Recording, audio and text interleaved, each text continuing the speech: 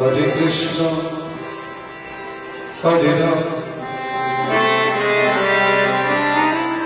Krishna Krishna, Hare Rama, Jamuna, Hare Rama, Hare Rama.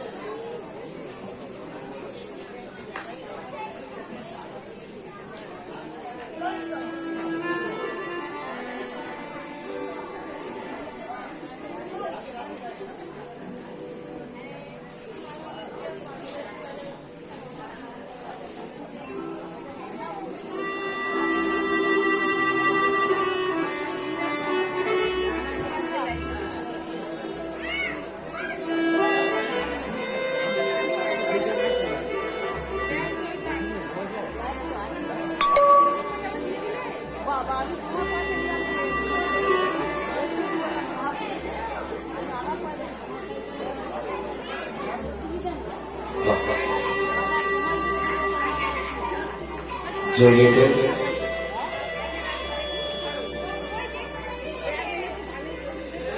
জয় জয় রাধেশ্বর সমবেত গৌরভক্ত কৃষ্ণ ভক্ত মন্ডলী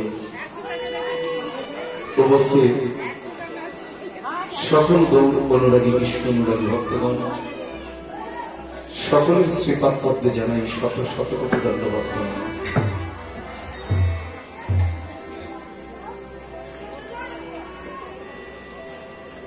আজকের এই মহতী হরিবাস, যে হরিবাসরের প্রারম্ভ কাল অর্থাৎ শুভ সূচনা,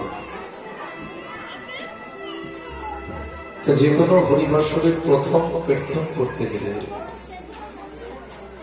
মহাপ্রভুর কথা বাদ দিয়ে অন্য কিছু করা যায় না। জানবেন, গৌর হরি যদি ধরার মুখে না আসত, কলি হতভাগ্যজি হরিকথা কৃষ্ণ কথা হয়তো আর পেত না। তো সেই গৌর হরিকে শ্রদ্ধা জ্ঞাপন করবার জন্য আজ আমাদের প্রথম আসরের লীলা মহাপ্রভু বিষয়ে অবগত। দেশের সবাই মিলে দুটি বাহু তুলে একবার বলি নিতাই গৌর হরি বল, গৌর হরি বল, গৌর। আমার এখানে সব থেকে ভালো লাগলো আজকের মাইকম্যান দাদা, কতটা ভালো সাউন্ড দেবে সেটা পরের কথা, কিন্তু মাইকম্যান যিনি সাউন্ড চালান তার মুখটা যদি হাসি না থাকে সেই মাইকম্যান ভালো কাজ করতে পারে না। এবং ওনার একটাই বক্তব্য, যতটা পারবো আমরা দেওয়ার চেষ্টা করব, এইটুকু বলেছি, তাতেই আমার শাস্তি। তো যাই হোক, ওনার জন্য প্রার্থনা জানাই প্রথমে গৌর হরির চরণে, উনি যেন সারা জগৎ ধরে, বিশেষ করে কীর্তনের মধ্যে যেন মাইকের সাউন্ডটা বেশি দিতে হবে। জয় নিতাই, জয় গৌর রাধেশ্বর।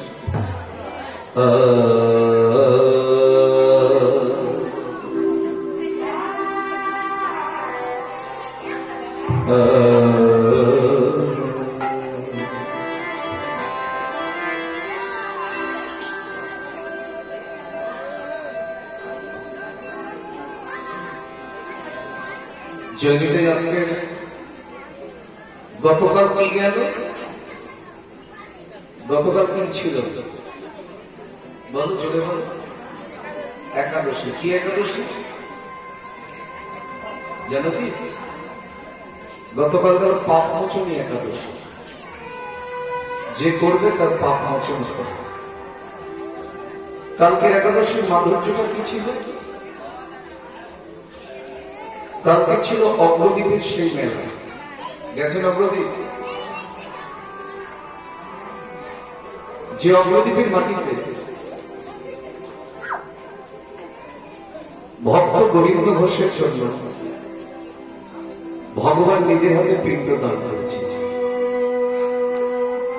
যে লীলার নাম হল অগ্রদ্বীপের গতি।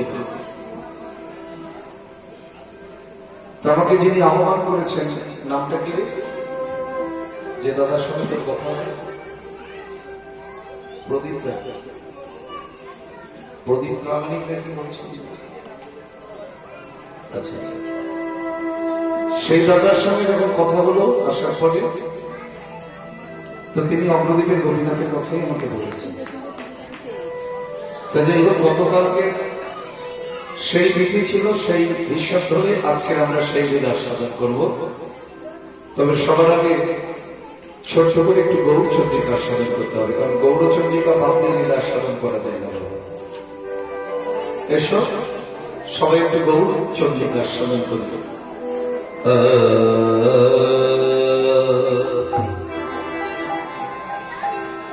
কিবা জয় জয় জগন্নাথ,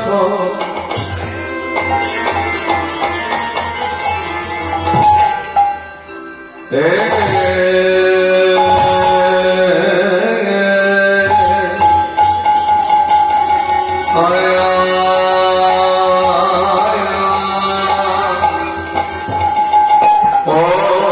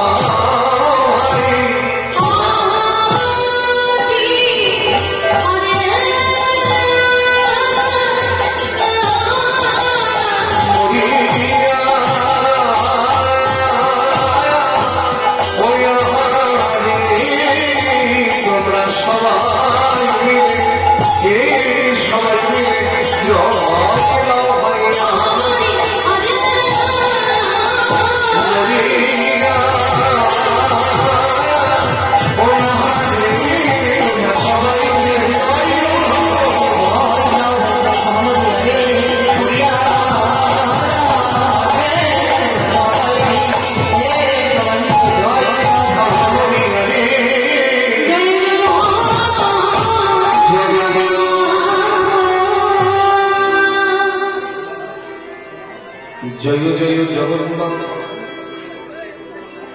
আমার আমার সচির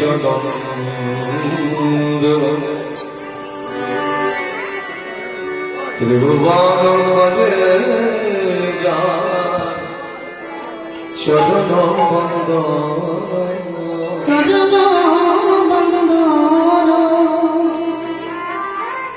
অনেকদিন পরে আবার এই অঞ্চলে কীর্তন করতে এলাম। আমার মনে আছে হয়তো বছর দুয়েক আগে না, মানে লকডাউনের আগে আমি অঞ্চলে একটা কীর্তন করে গেছি, একটা ছেলের জন্মদিন উপলক্ষে। যাই হোক, তারপরে অনেকদিন পরে আজকের এই রাস্তায় এসে মনে করলো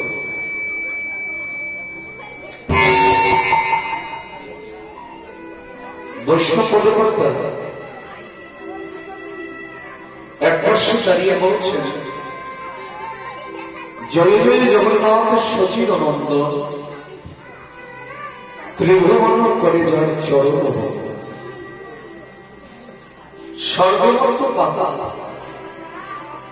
ত্রিভুবনের চরণকে বন্দনা করছে। তোমার আমার দুঃসাহস হয় কি করে তার চরণটাকে বাদ রেখে বসে থাকে? কি ত্রিভুবনের চরণকে বন্দনা করছে, আমাদের দুঃসাহস হয় কি করে তার চরণ থেকে আমরা দূরে থাকি? তিনি কি জানো? তিনি হলেন রাধা কৃষ্ণের মিলিত দেহ। অন্তরে কৃষ্ণ, বাহিরে রাধা। শ্রী রাধায় প্রণয় মহিমা বিবিশ্ব মহিমা শব্দ জেনাদিত মহিমা ক্রী বিশ্ববা মদির সৌখ্যম যস্য মদ অনুভবত কৃতি সঙ্গে তিরভাব তদ্ভাবার্থ সমদনী সচিবর্গ সেন্দুর করি। এই যে শ্লোকটি বললাম, এই শ্লোকটি হল চৈতন্য চরিতামৃতে আমার শ্রীকৃষ্ণদাস কবিরাজ গোস্বামী রচনা করেছে। শ্রী রাধায় প্রণয় মহিমা, দাপর যুগে রাধারানীর যে প্রেম,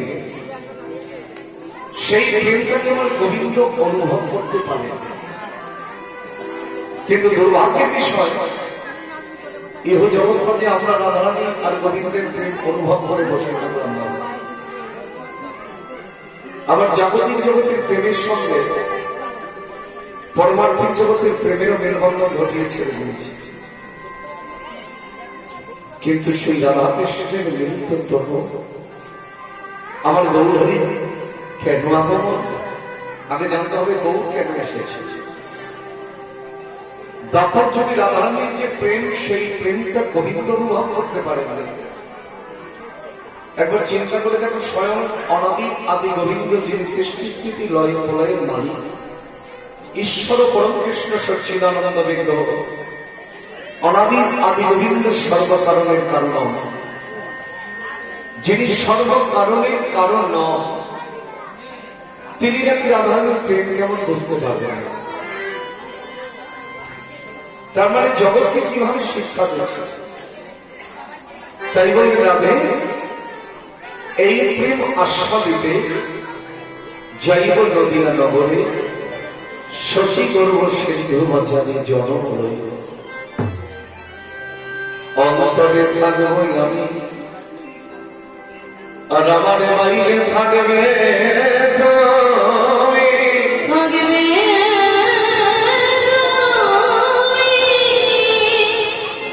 এই দুই দেহ এক হয়ে ঘুরে বেড়াও সারা নদিয়া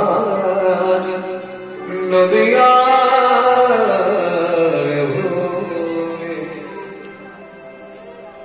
গৌরাগমনের দুটি কারণ, একটা হচ্ছে আভ্যন্তরীণ, একটা বাহ্যিক।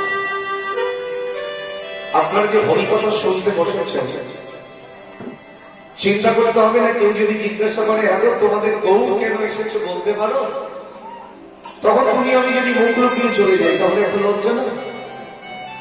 যে আমার ভগবান কেন এসেছেন, তার আবির্ভাব কেন, সেটা যদি আমি বলতে না পারি, সেটা তো আমার কাছে লজ্জা বটে।